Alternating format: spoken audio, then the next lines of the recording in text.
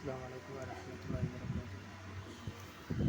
Shine வண்டி rice ஆகி இறங்கியதுன்னு complaint.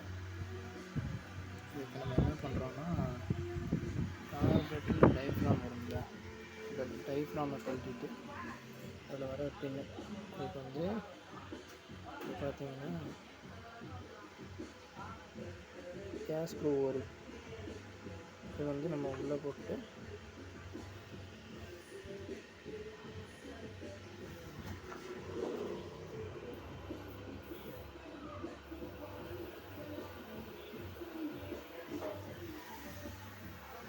இந்த மாதிரி கேஸ் க்ரூவோட நம்ம ஃபிட் பண்ணிவிட்டு மாற்றினா நம்மளுக்கு கம்ப்ளீட்லி ரெஸ்ட் ஆகிடும்.